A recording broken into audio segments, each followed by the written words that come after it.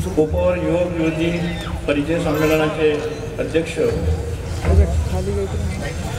आणि या संस्थेचे संस्थापक अध्यक्ष माननीय श्री दयारामजी वानखडे, तसेच ज्यांचा आपण सत्कार समारंभ ठेवणार होतो असे आपले खामगाव मतदारसंघाचे आमदार तसेच आकाश भाऊ फुंडकर, कॅबिनेट मिनिस्टर महाराष्ट्र शासन, तसेच जळगाव मतदारसंघाचे आमदार व माजी मंत्री श्री संजय भाऊजी कोडे यांचंसुद्धा शब्दस्वरांनी मी स्वागत करतो आहे।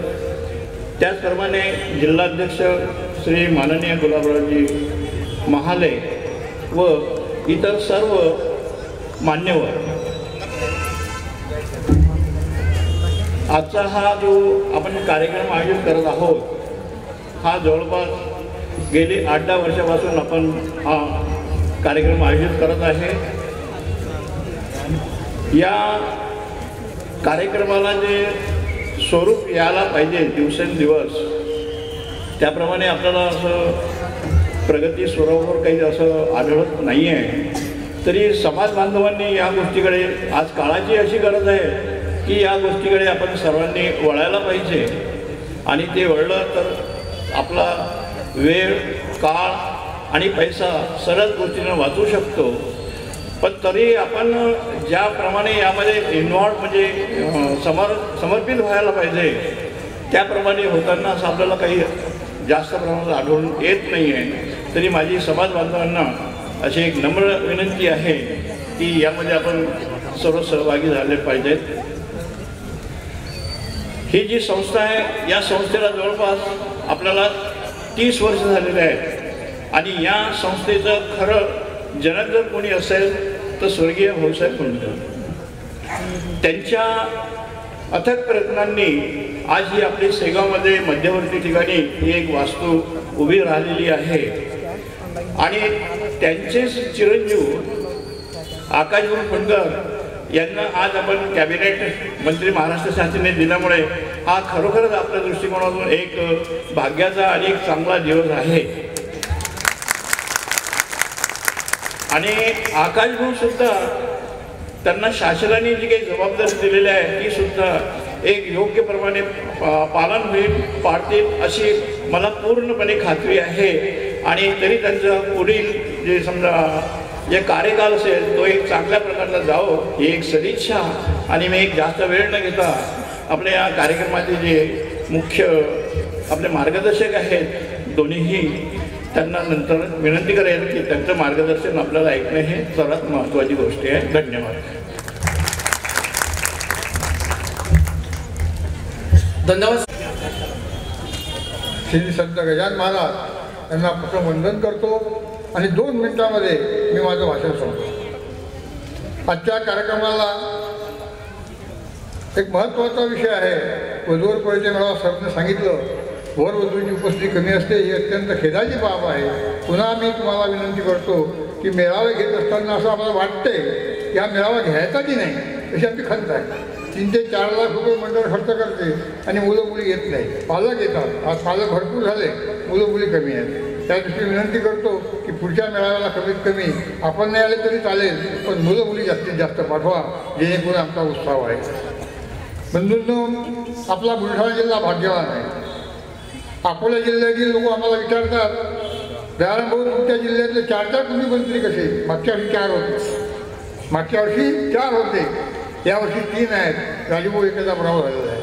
खरोखर आपण भाग्यवान आहोत की आपल्या जिल्ह्याला कुणबी समाजाचं एक चांगल्या प्रकारचं नेतृत्व लाभलं।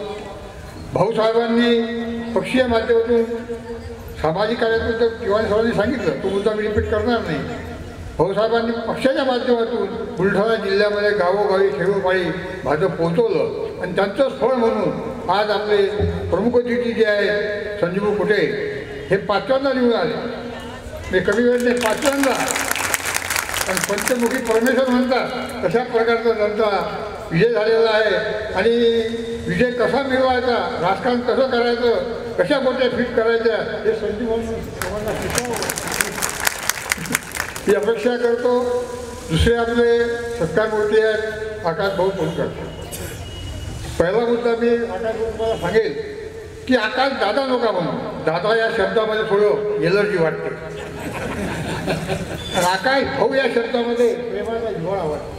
म्हणून पूर्वी सर्वांना मी विनंती करेल की आपण उल्लेख करताना आकाश दादा न करता आकाश भाऊ करावा. भाऊसाहेबांना आकाश भाऊंना भाऊसाहेबांचं वरदस्त होता. राजकारणी धडे त्यांना मिळाले. तिसऱ्यांदा ते विजय झाले.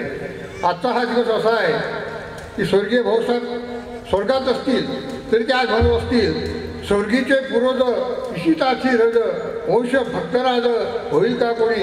तशा प्रकारचे भक्तराज आज आकाशभाऊ झालेले आहेत. त्यांच्या हातून सामाजिक राजकीय काम करावं. कारण नेते निवडून येतात. निवड कोणती समाज भरोशावर येत नाही. कुठे साहेब असो आकाशभाऊ असो आपल्या स्वतःचे माल आमची भाची ती असो सर्व समाजाचं रूप ते फेडतात. काम करत असताना सर्व समाज सर्व धर्म एकत्र करून ते कामं करतात. त्याचमुळे त्यांचा विजय होतो. आणि सांगताना अभिमान वाटो दोन्ही आमदारांनी दोन्ही मतदारसंघात मी जवळ अभ्यास केला. अत्यंत चांगल्या प्रकारचं त्यांनी कार्य केलेलं आहे. प्रत्येक समाजाचं भवन कसं होईल. लहान लहान समाज असतील न्हावी समाज असतील धनगर समाज असतील बेलदार समाज असतील पारधी समाज असतील मातक समाज असेल हे लहान लहान घटक जे आहेत त्यांना सुद्धा समाजाचं व्यासपीठ त्यांनी निर्माण करून दिलं. मोठे समाज तर सोळा माळी समाज पाटील समाज कुंजी समाज मोठे समाज आहे. पण लहान लहान समाजाचा सुद्धा त्यांनी या प्रवाहामध्ये आणलं. म्हणून मी दोन्ही आमदारांचं ते कौतुक करतो. त्यांच्या हातून अशी सेवा हो ही अपेक्षा व्यक्त करतो. आणि सर्वात 2 मिनटं फक्त सामाजिक विषयावर बोलतो. आलं काय हां स्वतःताई माले या विद्याधर भाऊचा फोन आला होता की ते फिरायला गेलेले आहेत. राजेश भाऊ एकळे हे विमानाने दिल्लीला पोचलेले आहेत. दोघांचे सुद्धा आपल्या मंडळाला शुभेच्छा त्यांनी दिलेल्या आहेत. आजचा आपला वधूवर परिचय मिळावा. 2 मिनिटामध्ये सर्व प्रस्ताव संपवतो. अत्यंत ज्वलंत प्रश्न हा आहे तुमच्या आपल्यासमोर की ग्रामीण भागामधले भूमिहीन शेतकरी तो 10 एकराला असो 5 एकराला असो 20 एकराला असो 50 एकराला असो त्याला मुली निवडताना अत्यंत त्रास होतात. ही सर्वांची व्यथा आहे. याच्यावर सोल्युशन काय. सोल्युशन कोण काढणार. कारण मुलांची संख्या जास्त आणि मुलीची संख्या कमी. हा जो 10% 15% फरक राहणार आहे हा राहणार आहे. याच्याकरता सोल्युशन माझ्या माहितीप्रमाणे एकच आहे की मुलीची संख्या वाढवा. आपण मुली जर गर्भपात करतो ह्या बाकीच्या गोष्टी करतो त्या अवॉइड करा. आणि आपल्याला जर 2 मुली असतील तर 3 झाल्या पाहिजे. 3 मुली असतील तर 4 झाल्या पाहिजे. अशा प्रकारचं जर आपण नियोजन प्रत्येकाने केलं तर ही भविष्यामध्ये जी आज आपल्यासमोर समस्या आहे की आपले मुलं लग्नाचे आलेले आहेत खेड्यापाड्यामध्ये 30-35 वर्षाचे पोरं आहेत. ही जर आपण समस्या सोडवली नाही तर पुढच्या पिढीला सुद्धा हे भोगावं लागेल. म्हणून आपल्याला विनंती आहे की 2 एकर 2 बंद करा. आता जास्तीत जास्त मुली करा. आणि समाजाला मी सांगेल ज्याला मुली ज्याला जास्त आहेत तिला भाऊ नाही समजू नका. नाही तर आपण पाहायला आलो की मुलीला भाऊ नाही भूको दाखल म्हणतो. तर मग तिने 4 मुली गेल्या ते 4 मुली आहेत 5 मुली आहेत भाऊ नसला काय बिघडलं. परंतु आपण पाहणी करताना हा सुद्धा दृष्टिकोन बदलला पाहिजे अशी अपेक्षा व्यक्त करतो. दुसरा एक महत्त्वाचा प्रश्न समाजाचं शैक्षणिक आणि आर्थिक दोन्ही गोष्टीत फार मोठी प्रगती झालेली आहे. आर्थिक दृष्टीसुद्धा कुंदी समाज मी 1900 सभापती झालो तेव्हाचा समाज आणि आजचा समाज पाहिला असं वाटते की समाजाने आर्थिक दृष्टीने फार मोठी प्रगती केलेली आहे. त्याचप्रमाणे शिक्षण क्षेत्रामध्ये प्रगती केली. MBBS डॉक्टर इंजिनियर मुलांना आपल्या समाजामध्ये आहे. हे सर्व आपल्या सर्वांचं यामध्ये अभिनंदन करतो. आणि पुढे सुद्धा समाजाची आर्थिक परिस्थिती चांगली राहो चांगले मुलं शिको ही अपेक्षा व्यक्त करतो. त्या आर्थिक परिस्थितीचा थोडा दुरुपयोग होण्याला जे जास्त श्रीमंत लोक झाली की म्हणजे आपल्या हाती ते चुकीच्या पद्धतीने माल सांभाळा माझ्यावर सांभाळलो. आपण साक्ष बंद करतो हळदीचा कार्यक्रम करतो आणि बाकीचा काय असेल नाव नाही ऐकत पण नाव समजत नाही काय असतं ते व्हिडिओ कॅमेरा काम करते काय असतं. आर्थिक गोष्टी आपली चांगली झाली चांगली गोष्ट आहे. प्रगती करा सर्व गोष्टी भूषण आहे. परंतु ज्या वेस्टेज गोष्टी समाजाला येतात त्या आणणारे आम्ही आहोत. श्रीमंत लोक चांगल्या प्रकारचा कार्यक्रम केला साधारण माणूस बोलते दार बोलतो नाशिक वगैरे असं केलं आपण कोण ना करा. हे सामाजिक पद्धती या दृष्टिकोनात तुमचा समाजाने विचार करावा ही अपेक्षा व्यक्त करतो. आणि सर्वात महत्त्वाचं म्हणजे त्या 21व्या युगात मोबाईलचा वापर फार कमी होऊन राहिला. समाजामध्ये जर पाहायला असं वाटते की इथं मुलं मुली जे असतील त्याच्या मोबाईल नाही असे तर हा वापर जास्तीत जास्त वाढवा. मी तर हे म्हणेल, ज्या दिवशी आपला नातू होतो, पंथी होते, नात येते, त्यावेळेस तुला पांड्या 12 दिवशी घालतात ना, त्या दिवशी त्या पांड्यात एक मोबाईल ठेवून द्या, जेणेकरून विषय खटखट मिटली. आणि या मोबाईलच्या उपयोगामुळे काय होऊन राहिलं हे सांगायची काही गरज नाही. मीडियावाले सांगतात, सर्व सांगतात, म्हणून याचा उपयोग जास्तीत जास्त आपण करावा हीच अपेक्षा करतो. कमी करू नका, जास्तीत जास्त करा. पुन्हा आपल्या सर्वांचं आपण अत्यंत भरघोस संगीता आलात, त्याबद्दल आपलं सर्वांचं स्वागत करतो.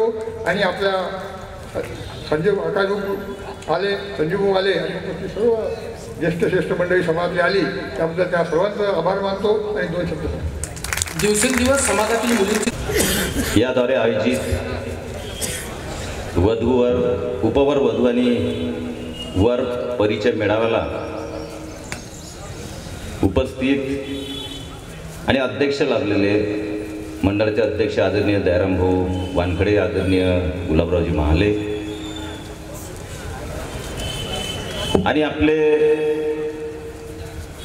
महाराष्ट्राचे जे आता नव्याने कॅबिनेट मंत्री झालेले आहेत, कामगार मंत्री, जे आपल्याला भूषणावं आहे समाजासाठी, असे आकाशजी फुंडकर, उपस्थित आदरणीय मंच, कारण सगळ्यांचे नाव अजून मुला मुलींचे नाव घ्यायचा विषयच राहणार नाही, त्यांचा परिचय आटोपता घ्यावा लागेल, आपलाच परिचय जास्त झालेला, त्यामुळे सगळ्यांची माफी मागतो. उपस्थित सर्व पालकवर्ग व ज्यांच्यासाठी हा कार्यक्रम आहे असे उपवर आणि उपवधू की ज्यांना या व्यासपीठाच्या द्वारे एक दुसऱ्याला बघण्याचा, एक दुसऱ्याला समजण्याचा आणि योग जुळून येण्याचा कार्यक्रम हा आहे.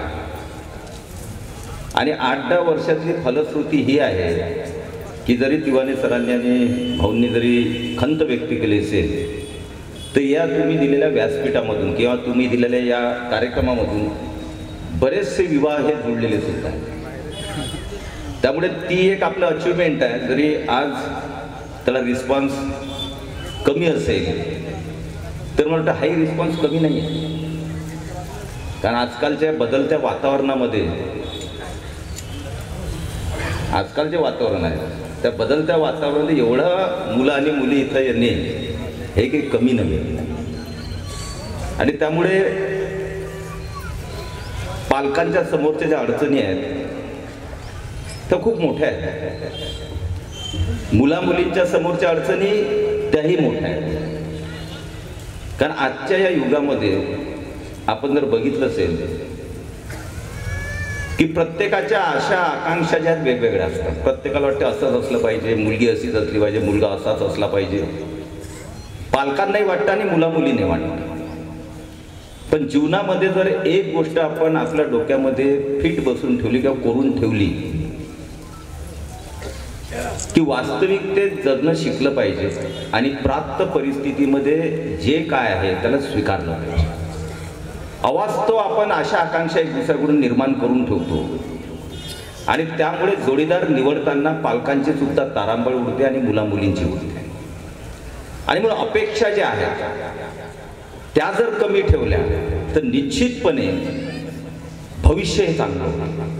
अपेक्षा जास्त ठेवला तर भ्रमनिराश होतो आणि भ्रमनिराश झाल्यानंतर जे काय घडतं ते मी 20 वर्ष झाले अनुभवतो. एक लोकप्रतिनिधी म्हणून, एक समाजातला घटक म्हणून, माझी मिसेस सुद्धा पोलीस स्टेशनमध्ये दक्षता समितीचे अध्यक्ष आहे, त्यामुळे रोजच्या आम्हाला ह्या सगळ्या गोष्टी माहिती असतात. आणि मग अपेक्षांचं आपण जर कमी केलं की अपेक्षा जर कमी ठेवणं चालू केल्या तर निश्चितपणे सुयोग्य वर आणि सुयोग्य वधू जी आहे ही अतिशय चांगल्या प्रकारे निवडता येते. कधी कधी उपवर वधू आणि वर जे असतात त्यांच्या अपेक्षा एवढा अवास्तव त्यांच्या अपेक्षा असतात. काही काही त्यात उदाहरणं मला खरंच सांगावंसं वाटते की काही काही लग्न असे काही लग्न झाल्यानंतर मग वधू म्हणते की मुलगा थोडा सावळाच आहे लग्न झाल्यानंतर. आणि मग त्यावेळेस ज्या अडचणी येतात फक्त तुमच्या दिसण्यावर जर आपण दिसण्यावर आणि कशी मुलगी दिसते, कसा मुलगा दिसतो, याच्यावरच जर सगळं आपण पुढचं भविष्य ठरवत गेलो तर मला वाटतं ते योग्य नाही आहे. शेवटी हा दोन परिवाराचे संबंध असतात आणि त्यामुळे मुलीचं लग्न ठरवत असताना परिवार कसा आहे सगळ्यात पहिले महत्त्वाचं असतं. त्या परिवारातले संस्कार काय आहेत, कसा परिवार आहे, त्या मुलींवर त्यांनी कसे संस्कार केले हे जर बघितलं तर मग रूप देखणेपणा हा दुय्यम ठरतो. पण आजकाल रूप आणि देखणे याच्यावर जास्त महत्त्व मुलं आणि मुली देतात आणि पालकसुद्धा आग्रही असतात की माझी मुलगी अशी आहे तर मुलगा असा स्मार्टच असला पाहिजे, माझा मुलगा हँडसम आहे तर मुलगी बिलकुल ब्युटिफुलच असली पाहिजे. आणि मग त्या ब्युटिफुल बरोबर अपेक्षाही एवढ्या वाढतात, एवढा शिकलेला तर एवढीच असली पाहिजे. आणि मग तेवढी असली तर शेती पण असली पाहिजे, इस्टेट पण असली पाहिजे, प्लॉटही असला पाहिजे, पैसे बँक बॅलन्सही असलं पाहिजे. आता काही एका दिवसात एका फॅमिलीमध्ये सगळ्याच गोष्टी मिळतील असं नाही आहे. सगळ्यात पहिले पाहायला पाहिजे की त्या मुलामधली क्वालिटी काय, त्या मुलामध्ये जर क्षमता असेल, त्याच्याकडे 1 एकर जरी शेती नसेल, तो नोकरीवर जरी नसेल, पण त्याच्या क्षमता करण्याची ऊर्जा आहे आणि भविष्याचा वेध घेणारा जर मुलगा असेल तर निश्चितपणे डोळे लावून मुलगी दिली पाहिजे. आणि मुलींनी सुद्धा विचार केला पाहिजे की तुम्ही सगळं असलं तर मग तुम्हाला काय, मग त्या मुलगा पाहायचाच कशाला, सगळं जर त्याच्याजवळ आहे तर तुम्ही तर डायरेक्टच चालले जाणार ना. काही गोष्टी सगळ्यात उणिवा आहेत, कमतरता सगळ्या घटकांमध्ये असतातच, पण कमतरता ह्या जेव्हा आपण दृष्टिक्षेपात ठेवतो आणि त्याच्यावर विचार करायला लागलो तर चांगल्या लवकर संबंध जुळत नाही आणि मग संबंधकडून खूप कसरत होत राहतात. मी फक्त माझ्या जीवनातले उदाहरण देईन, त्याच्याहून थोडंसं मला वाटते की मी काही मोठा माणूस नाही किंवा खूप उपदेश करता नाही. मी माझं लग्नाच्या वेळेचा एक किस्सा सांगणार आहे. मी एकही मुलगी माझ्या आयुष्यात बघितली नाही, एकही मुलगी नाही.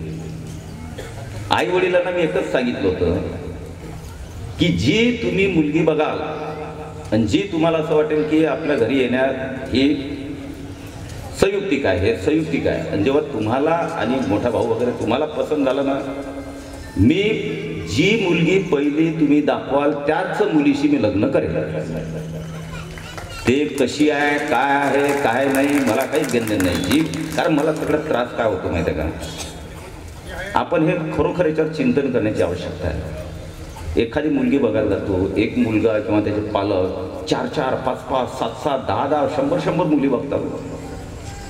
त्या 100 मधल्या तुम्ही काही तुम्हाला नाकारता, काही त्यांना तुम्ही नाकारता, पण नाकारल्यानंतर त्या मुलाची मुलीची अवस्था काय होत असेल याचा सुद्धा कधी विचार करण्याची आवश्यकता आहे. आणि मग छोट्या छोट्या गोष्टीवर नाकारल्या जातात, त्या मुलीच्या डोक्यावर काय परिणाम होत असेल, मुलाच्या डोक्यावर काय परिणाम होत असेल याचा कधीतरी आपण विचार करणे समाज म्हणून आवश्यक आहे. आणि म्हणून ह्या गोष्टी ठरवत असताना त्याही अवस्थेचा विचार जर केला आणि शक्यतोवर आपल्या पाहण्यातल्या असतात, इथं आपण जपतो कशासाठी, आता दयाराम भाऊ इतक्या वर्षाचं इथे हे सगळं मंडळ करते, कशासाठी करते, इथं भेटीगाठी होतात, एक दुसऱ्याची विचारतो, एक दुसरं कुटुंब कसं आहे, एक दुसऱ्याचे संस्कार काय, गप्पा होतात, गोष्टी होतात, ओळखी होतात, आणि मग कुटुंबाची सोयरीक झाली मुला मुलीपेक्षा. कारण मुलीवा आणि मुलगी हे तर परस्पर सोयरीक करायला लागल्या. म्हणजे ही एक अडचण आपल्या याच्यासमोर आहे की मी आता जे बघतोय आमच्या घरातच चालतं सगळं, त्यामुळे आमच्या घरामध्ये रोजचे हे असतात, विषय असतात. 18 वर्षाची मुलगी होत पण नाही, त्याच्यापूर्वीच 18 वर्षाची पण होत नाही. असं काय त्या मुलामध्ये बघते तिलाही समजत नाही, त्यालाही समजत नाही. एक फक्त आकर्षण असतं, एक आकर्षणाच्या व्यतिरिक्त त्यामध्ये काहीही नसतं. आणि असेशे उदाहरणं मी बघितले की आपल्या चांगल्या घरातली मुलगी, शिक्षित मुलगी, चांगली दिसणारी मुलगी, आणि मुलाकडे पाहिलं की एवढं वाईट वाटते की त्याची खाण्याची सोय नाही. पण काही नाही, मोबाईल आहे. आजकाल मोबाईलच्या द्वारे भाऊने सांगितलं त्याप्रमाणे जास्त वापर, आणि त्या मोबाईलच्या याच्याद्वारे जो तुमच्या मानसिकतेवर परिणाम होतो मुला मुलींच्या, आणि मग एक आभासी जगामध्ये आपण जगायला लागतो की हेच चांगलं. हे असंच असलं पाहिजे माझ्या जीवनामध्ये. आणि तो मुलगा किती काही असो का नसो, पण तो वागतोय ना तसा, गाडी घेऊन येईल, टू व्हीलर घेऊन येईल, केस चांगले लावून येईल, गॉगल लावून येईल, येऊ त्यू झालं, त्याच्यावर फाडली मुलगी. काहीच पाहत नाही की त्याचं घर काय आहे, त्याचं कुटुंब काय आहे, तो कमावते की नाही, त्याचं शिक्षण काय, काही घेणं नाही. आणि म्हणून या गोष्टी सध्या एक आपण सगळ्या मुलामुलींना, पालकांचे दोष नाही आहे का, पालकाला दोषी नाही आहे. आपण आपल्या घरामध्ये काय चालतंय, आपला मुलगा काय करतोय, आपली मुलगी काय करतोय, सगळं मुलीवर टाकून दिलं जातं की मुली अशा मुली तशा. मुलंहीकडे लक्ष द्या ना की आपला मुलगा काय करतोय, मुलगी काय करतोय, त्याचे सवंगडी कोण आहेत, फ्रेंड सर्कल कोण आहे, ओळख असली पाहिजे. तिच्या मैत्रिणींची आणि मुलाच्या मित्रांची आपल्याला इत्तमभूत ओळख असली पाहिजे. याच्यासोबत कोण राहतो, हिच्यासोबत कोण राहतो. आपण संपर्क संबंध आई वडिलांनी ठेवले पाहिजे. मित्र मैत्रिणी ज्या असतात त्यांच्याशी ही संपर्क आपल्या आई वडिलांचा असलाच पाहिजे. आणि तो असला तर त्याच्यातून बऱ्याचशा गोष्टी सॉर्ट आउट होतात. कारण आपल्याला माहीत असतं की आपली मुलगी किंवा मुलगा कोणाच्या संगतीमध्ये पुढे जातो आहे. त्यामुळे याचंही पालकांनी अतिशय, आणि शेवटी मुलाला मुलीला तुम्ही जेव्हा ती वयात येतो, तो वयात येतो, त्यावेळेस जर मित्र जर तुम्ही समजले तर निश्चितपणे तो मुलगा आणि मुलगी हाताच्या बाहेर जात नाही.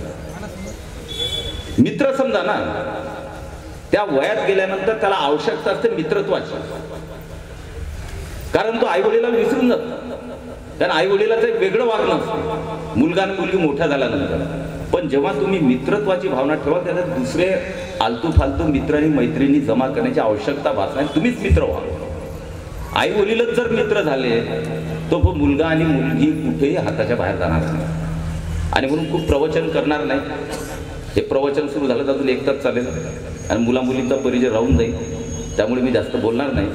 परंतु ह्या ज्या गोष्टी आहेत ह्या फक्त मुला मुलींवर ढकलून चालणार नाही. पालकांनी सुद्धा कटाक्षानं आपल्या मुला मुलींकडे, म्हणजे काही जोर जबरदस्तीचा दबाव आणायचं काम नाही. फ्री राहा ना त्यांच्यासोबत. जे काय बोलायचं ते त्यांनाही फ्री बोलू द्या, तुम्ही पण फ्री बोला.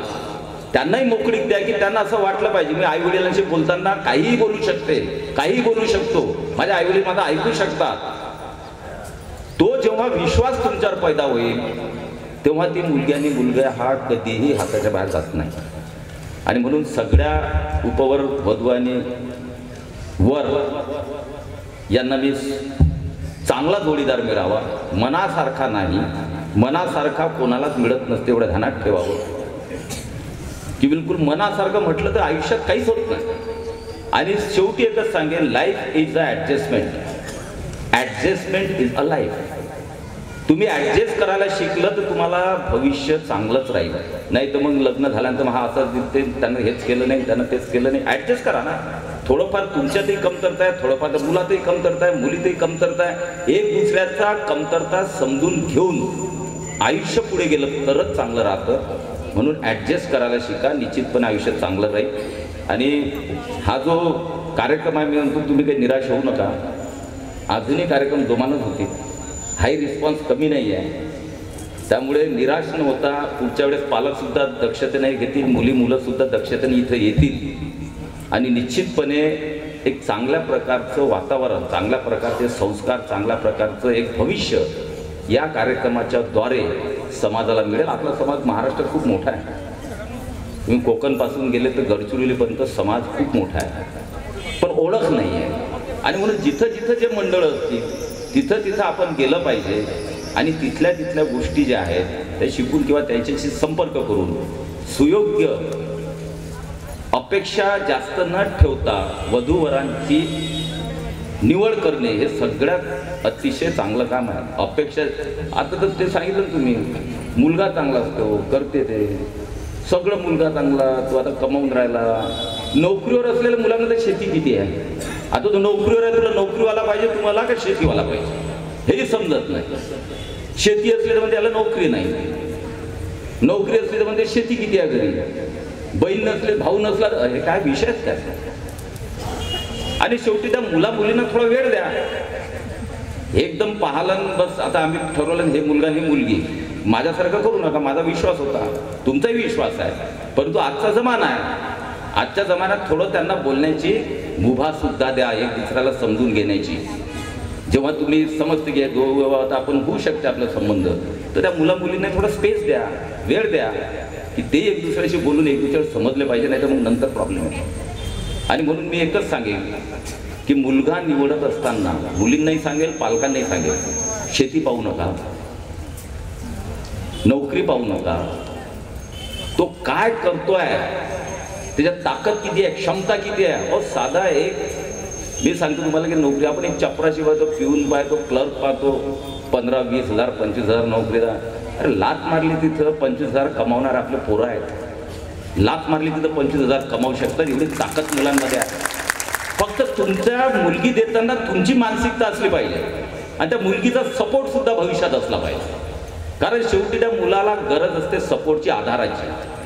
आणि म्हणून या पद्धतीनं जर आपण पुढे गेलो, मानसिकता थोडी बदलली, तर निश्चितपणे समाज चांगला होईल आणि पुढे एक चांगल्या प्रकारचं वातावरण समाजात होईल.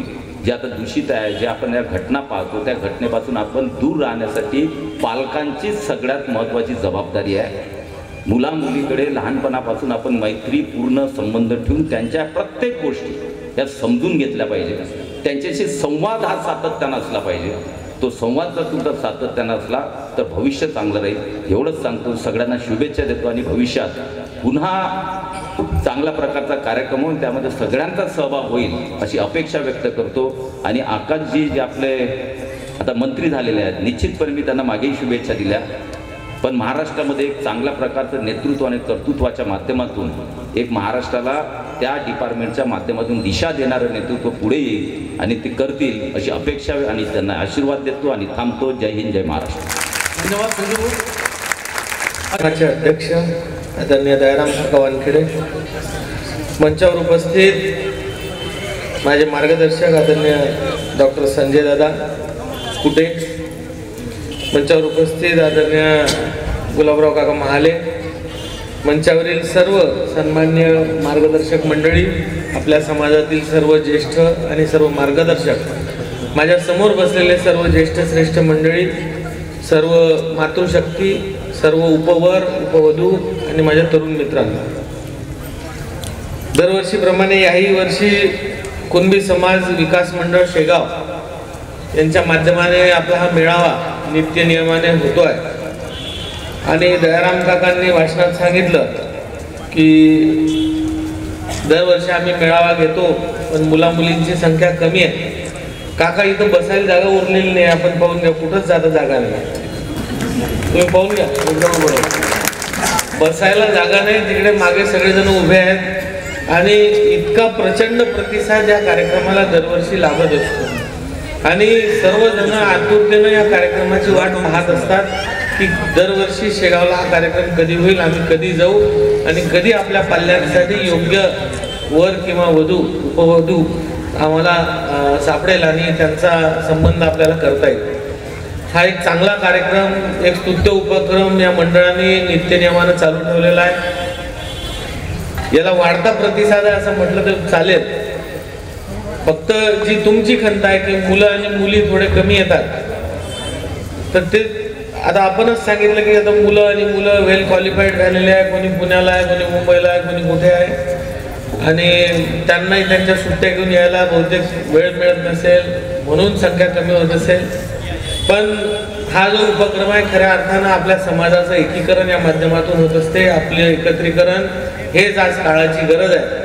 आपण आपलं जेवढं एकत्रीकरण करत राहू, जेवढी आपली ताकद एकत्रित येत राहील, त्याच माध्यमातून समाज आपला पुढे जाणार आहे. आणि त्याचं ज्वलंत उदाहरण असं आहे की आपणच आत्ता भाषणात बोलले की आपल्या जिल्ह्यात 3 लोक आपल्या समाजाचे आमदार आहेत. आणि मी असं नाही म्हणणार की आपल्या समाजाच्या भरोश्यावर आम्ही तिघं निवडून येतो, सर्व समाजांचं पाठबळ लागत असतं.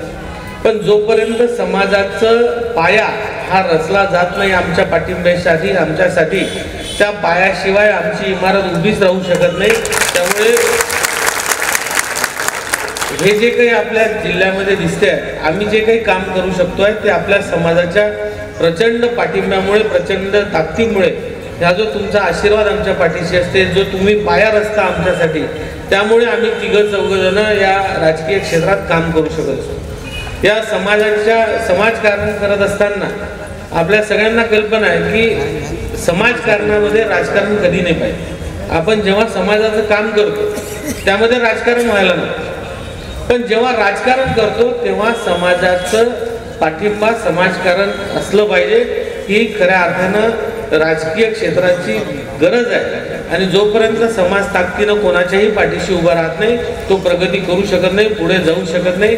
आणि मी आज संपूर्ण समाजाचा खूप खूप आभार व्यक्त करणार आहे, खूप खूप ऋण व्यक्त करणार आहे की आपण सगळेजण ताकदीनं पाठीशी माझ्या उभे राहिले, ज्यामुळे आज आम्ही पहिले संजूभाऊ मंत्री झाले, त्यानंतर आज मी मंत्री झालो. आणि हे जे पद आम्हाला मिळतात आहे हे सर्व श्रेय कोणाला जात असेल तर सर्वप्रथम आपल्या सगळ्यांना जातं. आजचा हा कार्यक्रम खरोखर आता 1 वाजत आला. दयाराम काकाही बोलले, संजूभाऊ तर सविस्तरच बोलले, त्यामुळे मी काही जास्त वेळ बोलणार नाही.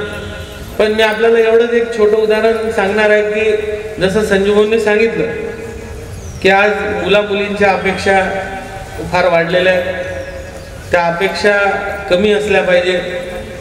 पण मी या बाबतीत थोडंसं पालकांनाही एक विनंती करणार आहे की पालकांनी आपापल्या मुला-मुलींना थोडंसं आपलं मूळ काय हे सांगितलं पाहिजे. आज काही लग्न असे झाले आणि तुटले, त्यांचे कारण ऐकून फार वाईट वाटतं. एक लग्न असं तुटलं की मुलगी म्हणते की मुलगा मला पिझ्झा आणि बर्गर खायला घेऊन जात. म्हणजे हे कारण जेव्हा मी ऐकलं तर मी त्यांच्या घरी चर्चा केली. त्या मुलीच्या मी आई किंवा वडील हे नाही सांगणार, पण मी त्यांच्या घरी जेव्हा चर्चा केली तर त्यांच्या घरून मला असं उत्तर मिळालं, आई वडील किंवा जे पालक असतील त्यांच्यामधून, इथंच असताना तर आमची मुलगी अकोल्याला जायची बर्गर खायला. म्हणजे लाड इथूनच सुरू आहे, मग तिथं खाऊ घालत नाही. आणि तिच्याच भावाचं जेव्हा लग्न होतं तिच्याच भावासाठी जेव्हा मुलगी पाहायला आम्ही गेलो होतो, मी होतो त्याच्यामध्ये, तर त्यांच्या 10 वेळा हा प्रश्न विचारला जायचा त्या मुलीला की तिला स्वयंपाक येते की. तुम्ही तुमच्या घरी सून येते तिच्याकडून स्वयंपाक येते की नाही हा तुम्हाला अपेक्षा आहे, आणि तुमची मुलगी बाहेर लग्न करून जाते तिला बाहेर हॉटेलमध्ये पिझ्झा बर्गर खायचा. आणि त्या मुलीचे वडील, मी मूळ याच्यासाठी सांगतोय की त्या मुलीचे वडील आयुष्यभर झटले, मेहनत केली, हाडाचे काढं केले, तब्येत खराब केली, आयुष्यभर दिवसभर जेवण नव्हतं मिळत तर आलू वडा कचोरी खाऊन मुलीला शिकवलं. आणि आज मुलीच्या अपेक्षा काय तर मुलगा पिझ्झा आणि बर्गर खाऊ घालत नाही म्हणून मी लग्न तोडते. आज मला सांगा 1 मिनिटात 1 सेकंदात कारण काय आहे? पिझ्झा आणि बर्गर. दुसरा एक प्रकार मी पाहिला, तेही लग्न काय म्हणून तुटलं, तर त्यात ती मुलगी म्हणे की माझ्या मैत्रिणीच्या नवऱ्याने तिच्या वाढदिवसाला तिला कार गिफ्ट दिली.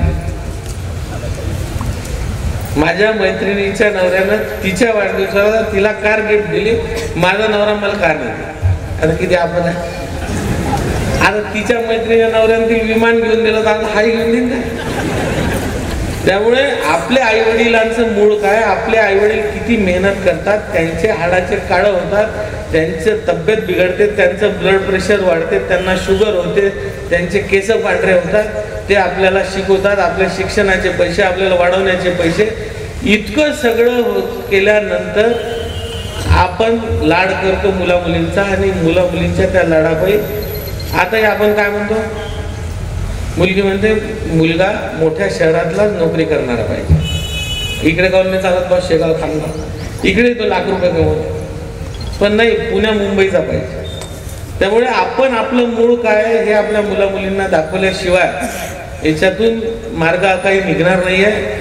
आपण सगळ्यांनी आपलं मूळ आपल्या मुलांना शिकवलं पाहिजे, संस्कृती शिकवली पाहिजे, स्वयंपाक शिकवला पाहिजे. घरी असलं तर मॅगी करून खातात पण पोळी करून खात नाही. आज मी हॉस्टेलवर राहिलेलो पुण्याला, आम्ही पोळी करायचो, पोळी नाही गोल झाली तर चौकोनी व्हायची पण करून खायचो, खिचडी आम्ही बनवायचो. त्यामुळे हॉस्टेल लाईफ शिकलं पाहिजे, मुलांनाही शिकलं पाहिजे, मुलींनाही शिकलं पाहिजे. मी काही मुलींना दोष देत नाही, मुलंही फार विचित्र कारणं सांगतात.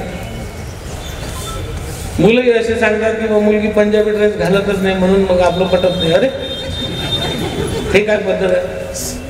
त्यामुळे आपलं मूळ काय, आज आपण खेड्यातून येतो, आजही नारखेडचं आमचं घर, मी आईला भावांना भाऊसाहेब म्हणत आता तुम्ही जात नाही ते घर भावाला देऊन दे. म्हटलं नाही, तुमची आठवण आहे ती घर तसंच मिटवत. पण आपलं मूळ मी आमच्या मुलांना नेऊन दाखवत असतो की हे आपल्या आजोबाचं घर आहे, हे आपल्या आबाचं घर आहे, हे आमच्या आजोबाचं घर आहे, हे पाहून घ्या.